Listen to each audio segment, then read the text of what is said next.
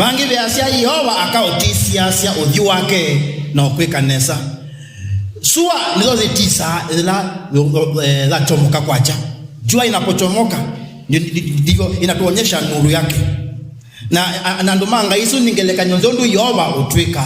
Nao jua likichomoka mambo mawili hufanyika. Umiloni wazua ya umilao mondo eli nimekika undu wambe kebindu nikibeta na undu wake ni cheni kikata kihiwa andu wa mandiki wende to yi ni andu mama nite kwekela kebinduni na zila kwe suwa yadhwa na kwa tuka nikena mesuvye nundu amaida mekuo ingeisi oba si ogwo ona namosi akitekani si oba mabinda mengi ni makana sia miaki mwaki wangu na uyakanwa na suvi mandoa mazika la bakubi na mwaki sukenda wese kweza ni mamisuvya elandoa na cheni chu na ingeisi oka ile silava lave mwaki itikamanike silava lave kibindu.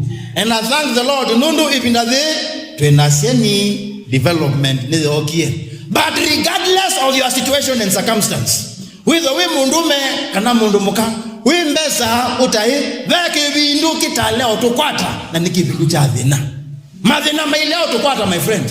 Regardless of your socio-economic status utapatwa na matatizo. In fact, the Bible says man is born for trouble. Mundu asiaiwe dhina, umezaliwa kutatizika. But I love the script of the Lord. Lama ndiko mangi imekwa ziangai na kutisia sio udhiu. Anasema hivi, anasema kibindu cha depression itaondoka katika jina la Yesu Kristo. Kibindu cha wo kitaondoka katika jina la Yesu Kristo. Kibindu cha umaidha nikiuvita isitwani zake Yehova au tisisi udhiu wake kibindu cha kiyo na iondoke katika jina la Yesu Kristo.